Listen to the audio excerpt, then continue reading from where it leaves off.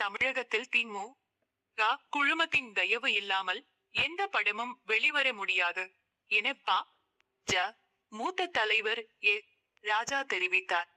நேற்று அவர் அளித்த பேட்டி, கடந்த 2014 லோக்சபா தேர்தலின் போது இந்தியாவின் பிரதமராக மோடி தேர்வு செய்யப்பட்டால் 100 நாள் திட்டத்தை ரத்து செய்து விடுவார் என முன்னாள் மத்திய அமைச்சர் சிதம்பரம் பிரசாரம் செய்தார்.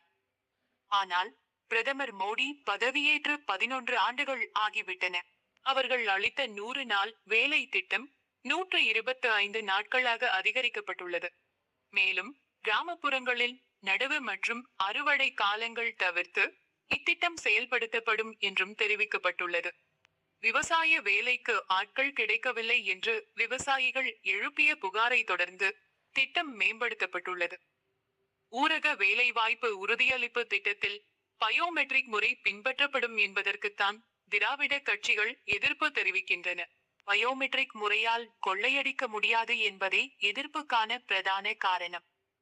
பராசக்தியோ ஜனநாயகன் படமோ தணிக்கையில் பிரச்சனை என்றால் அதை எப்படி மத்திய அரசு மீதான குற்றமாக சொல்ல முடியும்?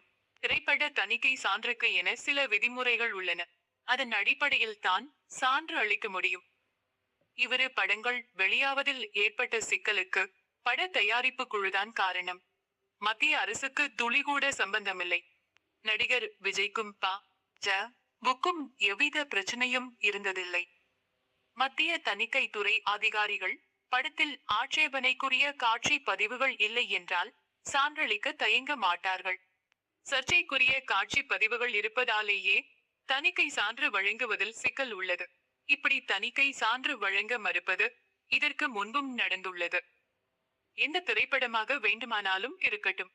தமிழகத்தை பொறுத்தவரை ஆளுங்கட்சி நடத்தும் நிறுவனங்கள் தயவு இல்லாமல் வெளியிட முடியாது. தமிழகத்தில் தே.ஜ. கூட்டணி ஆட்சி ஏற்பட்டதும் இப்பிரச்சனைக்கு முடிவு கட்டப்படும். இவ்வாறு அவர் கூறினார்.